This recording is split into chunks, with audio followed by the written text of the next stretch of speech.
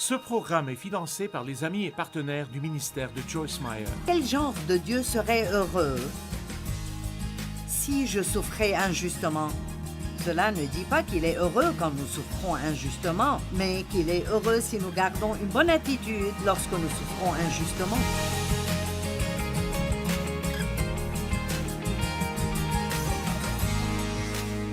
L'homme sage souffre beaucoup moins que l'insensé. Proverbe 18, 6 et 7. Je vais vous parler à propos de nos paroles.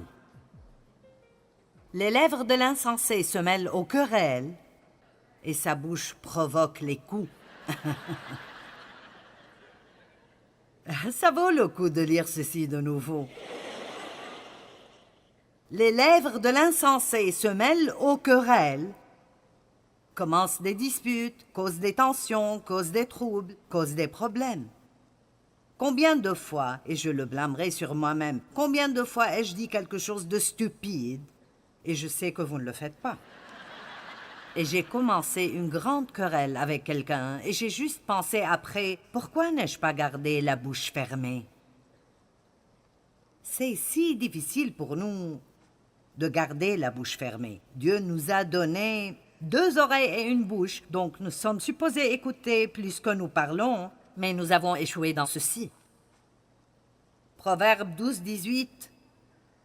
Tels qui parlent légèrement, ceci veut dire qu'ils disent tout ce qui leur passe par la tête et ils ne pensent pas vraiment à ce qu'ils disent.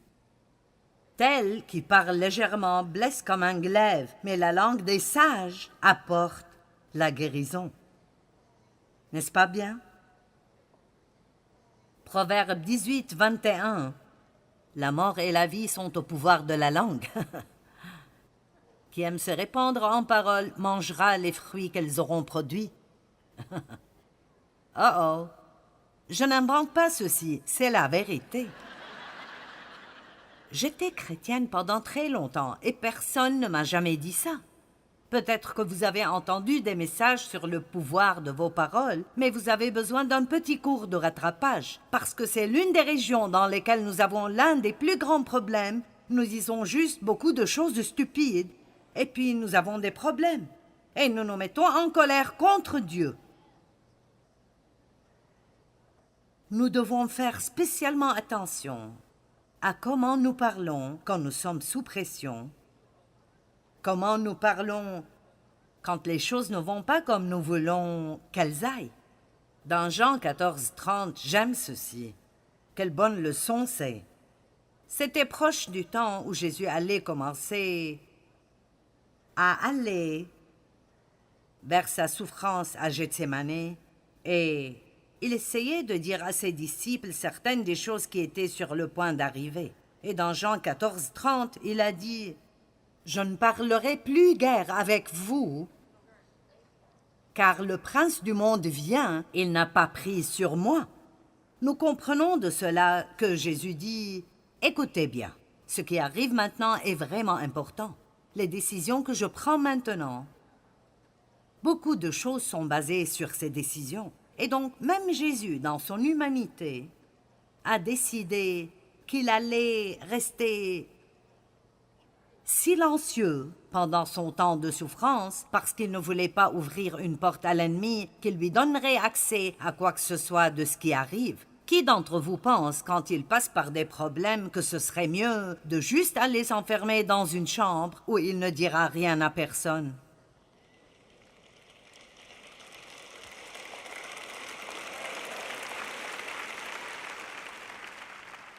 Oh, nous avons encore du temps avant de finir. Et puis j'aime cela, dans Ésaïe 53, 7.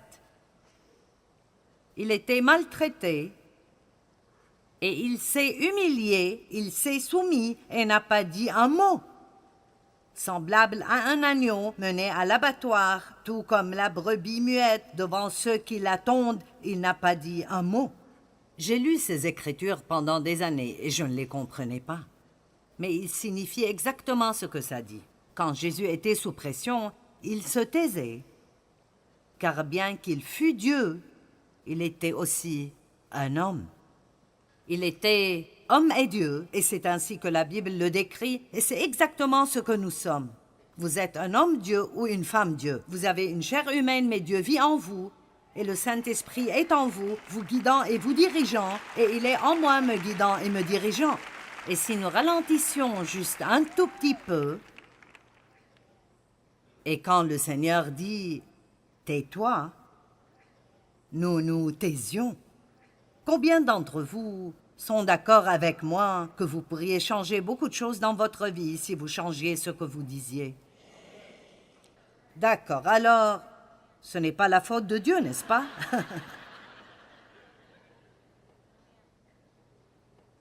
Un homme sage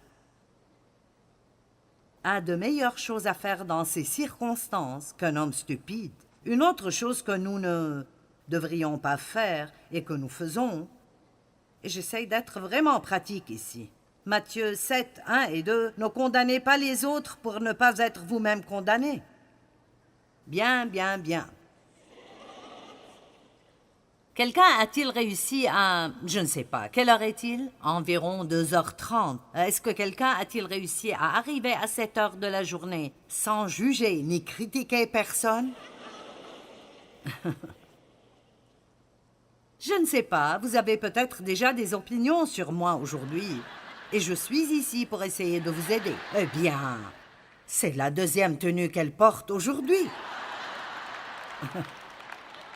Je vais en avoir une autre ce soir, alors vous devriez revenir la voir.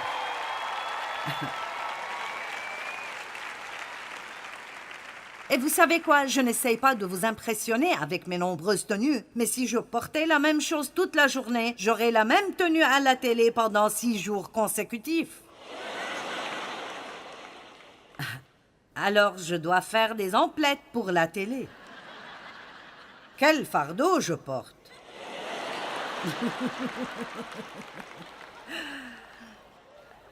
Et voici le revers de la médaille. Si vous êtes jaloux parce que j'ai plus de 2 tenues, alors vous devriez regarder mon programme 4 fois par jour.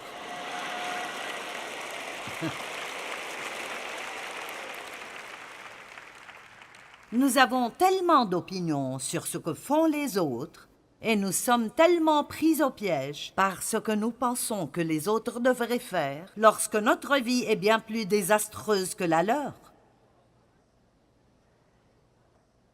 Et si vous n'en avez pas besoin, je prêcherai à moi-même, car je suis assez avisée.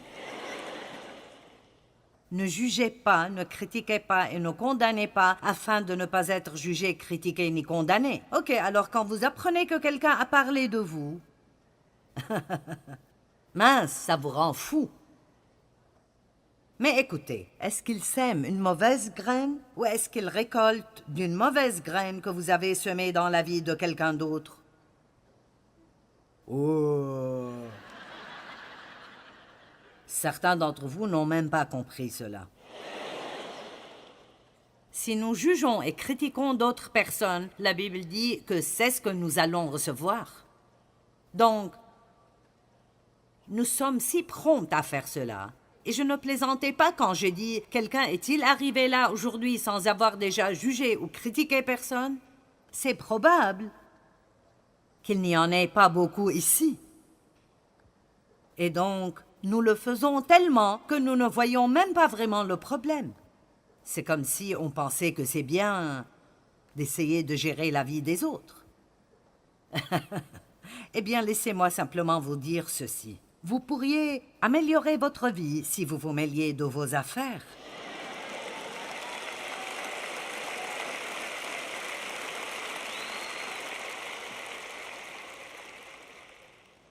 On se mêle tellement des affaires des autres. Nous avons tellement d'opinions sur ce que les autres devraient ou ne devraient pas faire. Vous éviterez beaucoup de peine si vous vous occupiez de vos affaires. Si quelqu'un fait quelque chose de contraire à la parole de Dieu, priez pour lui et n'allez pas dire à quelqu'un d'autre ce qu'il fait.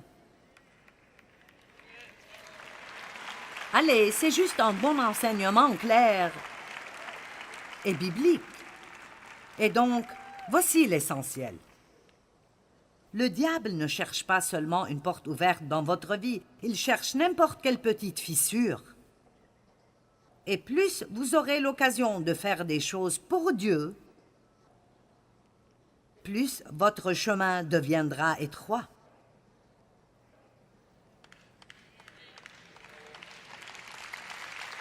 Écoutez-moi, il y a peut-être des choses que vous pourriez faire qui n'auraient pas les mêmes répercussions que si je les faisais à cause de ce que je fais et de ce que j'enseigne. La Bible dit « Ne soyez pas nombreux à enseigner, car nous qui enseignons serons jugés plus sévèrement si nous ne pratiquons pas ce que nous enseignons. » Quand je me tiens ici et je dis aux autres comment ils doivent mener leur vie, mon chemin devient de plus en plus étroit. La Bible dit « Restez sur le chemin étroit qui mène à la vie et sortez du chemin qui mène à la destruction. » Une fois je murmurai devant Dieu « Eh bien, je sens juste que mon chemin devient de plus en plus étroit. » Il a dit « C'est vrai, il n'y a pas de place dessus pour tes bagages charnels. »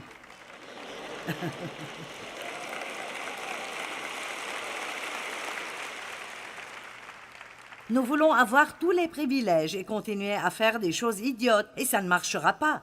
Maintenant, Dieu nous aime toujours. Il nous aime. Mais néanmoins, un parent qui nous aime ne nous laissera pas faire toutes sortes de choses loufoques sans apporter de corrections dans notre vie. Celui que le Seigneur aime, il le châtie. Et dans l'Apocalypse, il est écrit « Réjouis-toi quand Dieu te montre tes fautes ». Dans l'Apocalypse 3, dans la Bible amplifiée, « Réjouis-toi et change lorsque Dieu te montre tes fautes, car c'est un signe de son amour. » Parfois, je pensais, « Pourrais-tu m'aimer un peu moins? Aime Dave un peu plus. » N'aimeriez-vous pas que Dieu aime votre époux un peu plus qu'il vous aime et qu'il lui dise ce qui ne va pas en lui au lieu que ce soit toujours vous? Allez, je dois m'amuser un peu pour que je puisse continuer.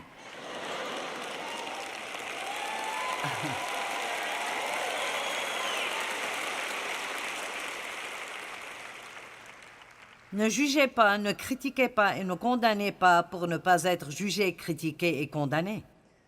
Car vous serez jugé, critiqué et condamné vous-même de la manière dont vous aurez jugé, critiqué et condamné autrui, et on vous appliquera la mesure dont vous vous serez servi pour mesurer les autres. Galates 6:7, ne vous faites pas d'illusions. On ne se moque pas de Dieu. Ce qu'un homme aura semé, il le moissonnera aussi. Celui qui sème pour sa chair moissonnera de la chair la corruption, mais celui qui sème pour l'esprit moissonnera de l'esprit la vie éternelle. Je vais vous donner un exemple concernant les paroles de votre bouche.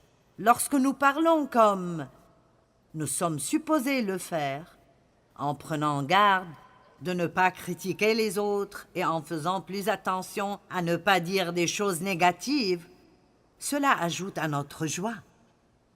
Nous aurons des jours plus heureux.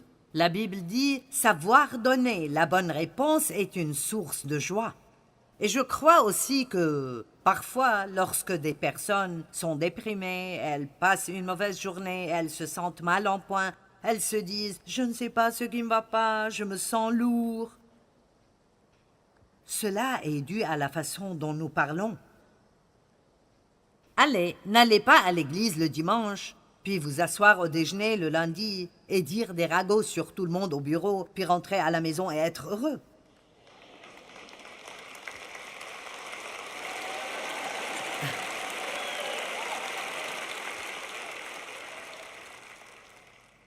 Nous sommes dans le monde, nous n'en sommes pas. N'agissez pas comme tout le monde. Amen. Wouhou, nous nous amusons. Bon, maintenant, une personne peut tout faire comme il faut et toujours souffrir. 1 Pierre 2, 19 et 20 sont des écritures que je souhaiterais vraiment qu'elles ne soient pas là. Mais elles le sont. En effet, c'est un privilège que de supporter des souffrances imméritées par motif de conscience envers Dieu. Quelle gloire y a-t-il, en effet, à endurer un châtiment pour avoir commis une faute? Mais si vous endurez la souffrance tout en ayant fait le bien, c'est donc immérité, c'est là un privilège devant Dieu. Et j'ai écrit à côté de ces versets très douloureux. Quel genre de Dieu serait heureux si je souffrais injustement? Cela ne dit pas qu'il est heureux quand nous souffrons injustement, mais qu'il est heureux si nous gardons une bonne attitude lorsque nous souffrons injustement. Allons, ne le comprenons pas mal. Il dit, écoutez, n'importe qui peut avoir une bonne attitude si les choses vont bien.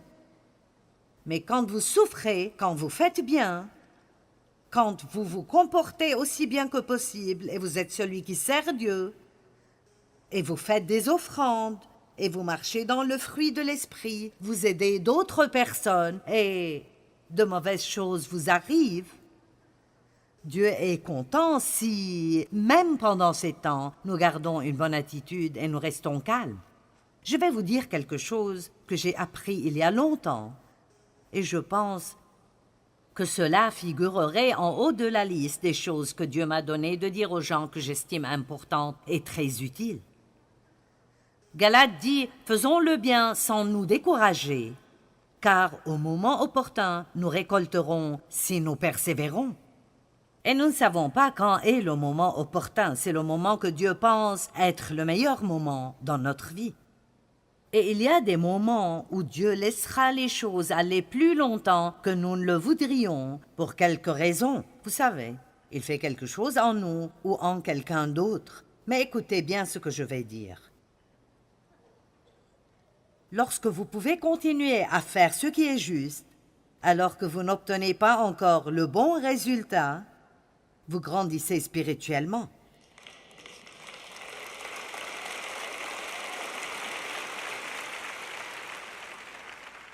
Et le fait est que lorsque vous grandissez spirituellement, cela fait vraiment mal. Amen. Beaucoup de choses peuvent nous faire nous sentir bien, mais réellement, elles ne nous aident peut-être pas beaucoup. Mais parfois, lorsque vous traversez des choses vraiment très difficiles, des choses comme le pasteur Charles et sa famille ont vécu, des choses comme celles que vous ou moi avons vécues, même si vous faites confiance à Dieu, vous pouvez avoir une douleur dans votre âme et vous sentez parfois que vous ne pouvez pas la supporter. Et je me suis rendu compte que c'est presque comme si je pouvais sentir que je creusais plus profondément dans mon âme pour que Dieu vienne y habiter. Vous n'êtes jamais seul dans votre souffrance, et quand vous faites confiance à Dieu dans vos souffrances, ils ne seront jamais gaspillés. Parce que Dieu les prendra, et il en fera quelque chose de bien, et il fera de vous une meilleure personne que ce que vous auriez pu imaginer pouvoir être. Amen. Combien d'entre vous pourraient dire que vous êtes la personne que vous êtes à cause de certaines des choses douloureuses que vous avez vécues? Je dois absolument dire que les choses que j'ai vécues font partie de ce qui m'a qualifié pour vous aider. Tout ce que nous devons faire, c'est regarder Jésus. Il dit que les choses qu'il a traversées, c'est dans Hébreux 5, 8 et 9. Il a appris l'obéissance à travers les choses qu'il a souffertes. Comment apprendre l'obéissance quand vous n'êtes jamais désobéissant? Eh bien, il a appris le coût de l'obéissance. Et vous savez, l'obéissance coûte cher. Lorsque vous faites la bonne chose, quand vous n'aimez pas cela, il y a une douleur là, et nous le faisons parce que nous aimons Dieu. La récompense peut venir plus tard, mais pour le moment, je fais ce qui est difficile parce que j'aime Dieu. Dans la Bible amplifiée, Hébreux 5, 8 et 9, il est dit qu'il a appris l'obéissance à travers les choses qu'il a souffertes et que son expérience l'a équipé. Notre expérience nous équipe. Son expérience l'a équipé pour devenir l'auteur et la source de notre salut. J'ai prêché un message plus tôt cette année et je l'ai vraiment apprécié, appelé la valeur de l'expérience. Si ce n'est rien d'autre, ce que vous vivez actuellement vous donne de l'expérience. C'est quelque chose que vous pourrez garder et que personne ne pourra jamais vous enlever. Et une chose est sûre, quand vous traversez quelque chose de dur et vous voyez Dieu vous délivrer, et vous le voyez apporter cette récompense dans votre vie, toute la douleur que vous avez traversée et toute l'attente que vous avez subie en vaut la peine quand la récompense de Dieu entre dans votre vie. Amen. Les gens qui vous font du mal devront un jour regarder Dieu vous récompenser.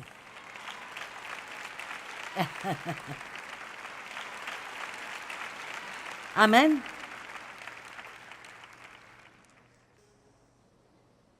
« 1 Pierre 4, 15 et 16, qu'aucun de vous n'ait à endurer une punition parce qu'il aurait tué, volé ou commis un méfait, ou encore parce qu'il se serait mêlé des affaires d'autrui. » Vous pensiez que j'inventais cela, c'est ici dans la Bible. Occupez-vous de vos oignons. Maintenant, vous savez ce que je trouve intéressant, c'est que tout à coup, nous parlions d'assassins, de voleurs et de criminels, et dans la même phrase,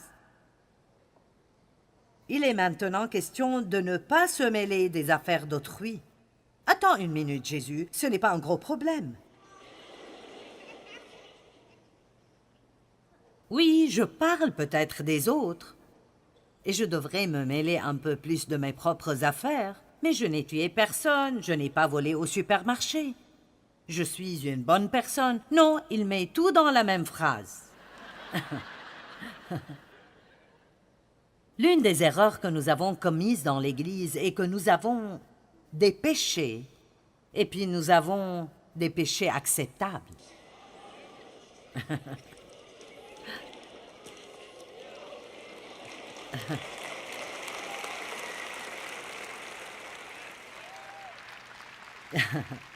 Nous avons toute une liste de choses auxquelles nous sommes tellement habitués que nous ne reconnaissons même plus ce qu'elles sont.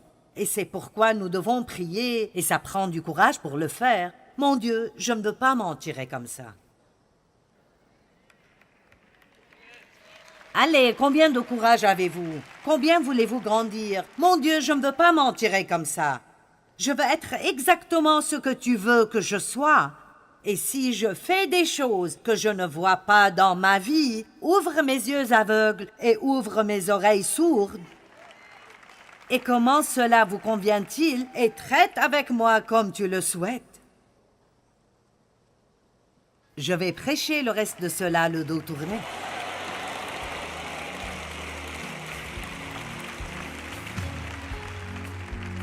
Traite-moi comme tu le voudras, mais ne me laisse pas m'en tirer avec des bêtises. Vous savez, parfois nous paniquons quand nous voyons une tempête qui ne faisait pas partie des prévisions. Mais il n'y a pas de panique au paradis. Dieu a un plan parfait pour nous, peu importe l'ampleur des problèmes. Et ce que nous devons faire, c'est lui faire confiance dans nos vies et prier audacieusement. Dieu, je ne connais pas les réponses, mais je te fais confiance et je suis convaincu que quand j'ai besoin de la réponse, tu me la donneras au moment convenable.